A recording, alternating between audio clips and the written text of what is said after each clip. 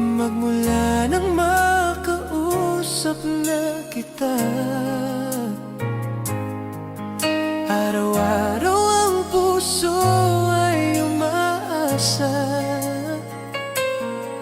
na muli kay aking makikita. Sa bintana'y